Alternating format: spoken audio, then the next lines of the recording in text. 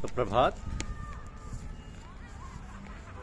संसार विषम है और परमात्मा सम है, ये हमारी आज की आध्यात्मिक चर्चा का विषय है। संसार विषम है और परमात्मा सम है।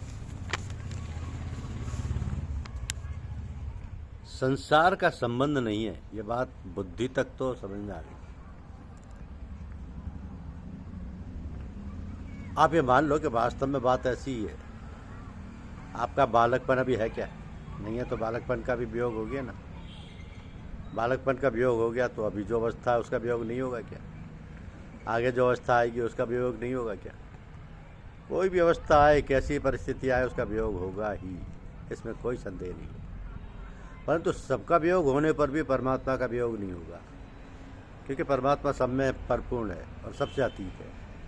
जैसे आकाश कहाँ नहीं है, जहाँ हम सब बैठे हैं वहाँ भी आकाश है, और जहाँ हम सब नहीं है वहाँ भी आकाश है। ऐसे ही जहाँ हम लोग हैं वहाँ भी परमात्मा है, और जहाँ हम लोग नहीं हैं वहाँ भी परमात्मा है। तो परमात्मा सबके भीतर बाहर ऊपर नीचे सर्वत्र परिपूर्ण है और सबसे अतीत भी है।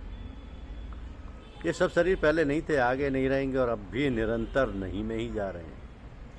जैसे बालकपन नहीं रहा, ऐसे ये भी नहीं रहेगा, पर परमात्मा रहेंगे। बालकपन नहीं रहा तो क्या आप भी नहीं रहे?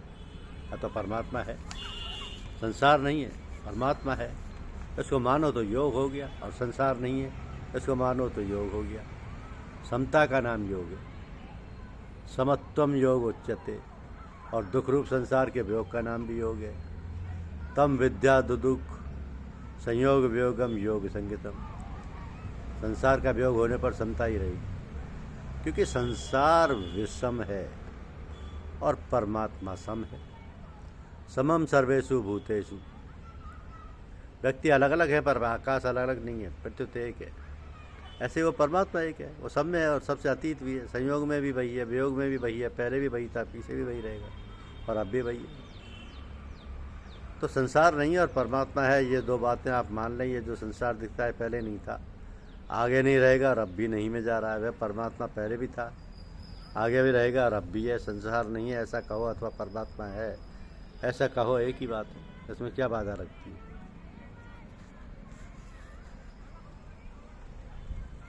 कसौटी लगाकर उसको शिथिल मत करो, प्रत्युत कसौटी को शिथिल करो। भूल को महत्व ना देकर सही बात को महत्व दो। पाप निरंतर नहीं रहता, जो निरंतर नहीं रहता उस पर जोर मत दो, प्रत्युत जो निरंतर रहता उसी पर जोर दो। आप स्वयं अनुभव करो कि निरंतर कौन रहता है। पाप निरंतर रहता है या अपना होनापन निरंतर रहता है? जो निरंतर रहता है उसी पर दृढ़ रहो तो सब ठीक हो जाएगा। पाप हो जाता है, अन्याय हो जाता है, झूठ कपट हो जाता है, तो क्या है का भाव हो जाता है। आप है की तरफ देखो, है में कोई फर्क पड़ता है क्या? जब आप नहीं को है मान लेते हो तब बाधा लगती है। नहीं को नहीं मानो और है को है मानो। कोई पाप हो गया तो भूल हो गई बीच में, भूल के आधार पर है का निषेध क्यों करते हो?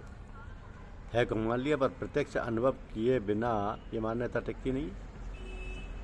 देखो भाई, आँख से नहीं दिखेगा। देखना दो तरह का होता है, एक आँख से होता है, एक भीतर से मानने से होता है। भीतर से अनुभव हो जाए, बुद्धि से बात जच जाए, इसको देखना कहते हैं। ये है, आँख से कभी मत दिखेगा ही नहीं, आँख से कभी दिखेगा ही नहीं। ये तो मानने में ही आता है। आपका नाम, जाति, गांव, मोहल्ला, घर क्या अभी देखने में आ रहे हैं? देखने में नहीं आ रहे तो क्या ये है नहीं? जो देखने में नहीं आता वो होता नहीं, ऐसी बात नहीं। जो देखने में नहीं आता वही होता। परमात्मा देखने में ना आने पर भी है। नाम, जाति आदि के होने पर कोई शास्त्र आदि का प्रमाण नहीं है, प्रत्युत यह केवल आपकी कल्पना है। परंतु परमात्मा के होने में शास्त्र, वेद, संत, महात्मा प्रमाण है, और उसको मानने का फल भी विलक्षण है। इसलिए परमात्मा को दृढ़ता से मानो। गलती तो पैदा होने वाली और मिटने वाली है, पर परमात्मा पैदा होने वाला और मिटने वाला नहीं। पैदा होने वाली वस्तु से पैदा ना होने वाली वस्तु का निषेध क्यों करते हो? हमारे से झूठ कपट हो गया तो ये परमात्मा का होनापन थोड़े मिट गया। परमात्मा के होने में क्या बाधा लगी? ये मानो कि पाप हो गया तो फिर भूल हुई, और परमात्मा ये भूल नहीं है। परमात्मा को जितनी दृढ़ता से मानोगे उतनी भूल होनी मिट जाएगी। जिस समय भूल होती है उस समय आप परमात्मा है, इसको याद नहीं रखते। इसके याद ना रहने से भूल होती है। तो जो है उससे विमुख हो जाते हो, उसको भूल जाते हो, तब ये भूल होती है। इसलिए अपने को उससे विमुख होना ही नहीं। कभी अचानक कोई भूल हो भी जाए तो उस भूल को महत्व मत दो। जो सच्ची चीज़ है उसको महत्व दो। भूल तो मिट जाती है पर परमात्मा रहता है, मिटता है ही नहीं। जो हरदम रहता है उसको मानो। अब बोलो क्या वादा लगी। खालीपन का ज्ञान आपको है कि नहीं? खालीपन का ज्ञान भी खाली है क्या? आप ज्ञान को तो निरादर करते हो और खालीपन का आदर करते हो। भाई ज्ञान तो ठोस है, उसमें खालीपन है ही नहीं। खालीपन को जानने वाला ठोस है, खाली कैसे हुआ? वास्तव में खालीपन है ही नहीं। असत की सत्ता मानने से ही खालीपन दिखता है, क्योंकि असत की सत्ता नहीं है। तात्पर्य है कि आपने असत को सत्ता मान रखी है और असत की प्राप्ति होती नहीं, तब खालीपन दिखता है। दूसरी बात, आपने खालीपन की सत्ता मानी है तो क्या सत्ता खाली होती है? सत्ता भी खाली नहीं होती और ज्ञान भी खाली नहीं होता। तो सत्ता और ज्ञान दोनों परमात्मा के स्वरूप हैं। आप परमात्मा है उसको मानने में क्या बाधा लगी? इसको आप रद्दी मत करो। इस तरफ आप ख्याल नहीं करते, इतनी बाधा है, इसका भाव थोड़ा ही हुआ है। इधर ख्याल करना है, इतना ही काम है आपका। तो परमात्मा जो का त्यों है, उसको कोई बनाना नहीं है, पैदा करना नहीं है, केवल उधर ख्याल करना है कि वह है। उसका हमारे साथ नित्य संबंध है, नित्य योग है। संसार के वियोग का अनुभव होने पर परमात्मा के नित्य योग का अनुभव हो जाएगा। परमात्मा का नित्य योग मानो तो योग हो जाएगा, और संसार का नित्य वियोग मानो तो योग हो जाएगा, और संसार का नित्य वियोग मानो तो योग हो जाएगा। बात एक ही ठहरेगी। आप इसको महत्व नहीं दे रहे हैं। जो आने जाने वाले उन रुपयों आदि को तो महत्व देते हो, पर रहने वाले को महत्व नहीं देते। आने जाने वालों को अस्वीकार करो और रहने वाले को स्वीकार करो। अस्वीकार करने का नाम भी योग है और स्वीकार करने का नाम भी योग है। अब जो चीज़ आदि और अंत में नहीं होती वह बीच में नहीं होती, ये सिद्धांत है। जैसे स्वप्न आया तो उससे पहले स्वप्न नहीं था, बाद में स्वप्न नहीं था, अतः स्वप्न के साथ समय भी नहीं है था। स्वप्न मुख्य नहीं था, इसलिए नहीं निरंतर रहा। इसी तरह संसार पहले नहीं था, पीछे नहीं रहेगा, वर्तमान में भी निरंतर नहीं जा रहा। अतः उसमें नहीं ही मुख्य है। इसमें बाधा क्या लगी? नहीं कि ममता आसक्ति नहीं मिटती। ममता आसक्ति रहे चाहे ना रहे, परमात्मा तो रहेगा ही। ममता आसक्ति कामना आदि तो आने जाने वाले, और वो रहने वाला है। तो रहने वाले की तरफ दृष्टि रखो। जो आता है मिटता है, जो आता है और मिटता है उसकी तरफ दृष्टि मत रखो, उसको महत्व मत दो। जो आता है जाता है, बनता है बिगड़ता है, पैदा होता है, मिटता है, उसका क्या महत्व है? परमात्मा ना आता है, ना जाता है, ना बनता है, ना बिगड़ता है, ना पैदा होता है, ना मिटता है, इसलिए वो है। आसक्ति हो जाए तो होने दो, कामना हो जाए तो होने दो, उसकी परवाह करो।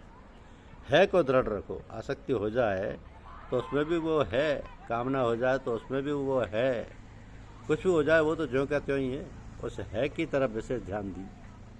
ये ममता आसक्ति काम क्रोध आदि सब मिट जाएंगे, रहेंगे नहीं। है को मान लो तो नहीं कैसे रहेगा? जिसका नाम ही नहीं है वो कैसे टिकेगा? इसमें वादा यही है कि आप इसका आदर नहीं करते, इसको महत्व नहीं देते। अभी आपको 10 रुपये मिल जाए तो उसका एक महत्व है, पर जो नित्य निरंतर रहता है उसका महत्व नहीं है। ये बड़े आश्चर्य की बात है। शास्त्रों ने, वेदों ने, पुराणों ने है को ही महत्व दिया है, संत महात्माओं ने भी इसी को महत्व दिया है। तभी तो संसार के बनने बिगड़ने का उन पर असर नहीं पड़ता। जो निरंतर रहता है उस हमें क्या फ़र्क पड़े, क्या दुख हो, क्या संताप। है सो सुंदर है सदा, नहीं सो सुंदर नाई, नहीं सो प्रगट देखिए, है सो दिखे नाई। तो जो है वो आंखों से नहीं दिखता, जो आंखों से दिखता है वो रहता नहीं। कहते हैं कि जो आंखों से नहीं दिखता उसको कैसे माने। समझदार का प्रश्न तो ये होना चाहिए कि जो आंखों से दिखता है उसको कैसे माने, क्योंकि आंखों से जो दिखता है वह तो मिटता है, बिगड़ता है, बदलता है। ये बिल्कुल प्रत्यक्ष बात है। जो स्थिर नहीं रहता, बदलता है, उसको हम कैसे मान सकते हैं? नदी में जैसे जल बहता है, ऐसे सब संसार बह रहा है, मौत की तरफ जा रहा है, अभाव की तरफ जा रहा है, इसको हम है कैसे माने? बड़ी सीधी और सरल बात है, इसमें कठिनता है ही नहीं। कठिनता यही है कि आप इसको महत्व नहीं दे रहे, इसको कीमती नहीं समझ रहे। जो पुरुष संसार को महत्व नहीं देते, धन संपत्ति को महत्व नहीं देते, वे भी जीते हैं कि नहीं? आप महत्व नहीं दोगे तो क्या कोई मर जाओगे? जो महत्व नहीं देते उनके पास कोई अधिक महत्वपूर्ण वाली वस्तु है, तभी तो महत्व नहीं देते। उनमें ये संदेह नहीं होता, शंका ही नहीं होती कि इसके बिना काम कैसे चलेगा। जैसे बचपन में आप खिलौनों को महत्व देते थे, अब उनको महत्व नहीं देते, कारण कि अब आपने रुपये आदि चीज़ों को महत्व दे दिया। रुपये आदि को महत्व ना देकर सत्य तत्व है को महत्व दो, तो असत की सत्ता का स्वतः निरादर हो जाएगा। धन्यवाद। यूट्यूब चैनल पर लाइक और सब्सक्राइब अवश्य कीजिए। शुक्रिया।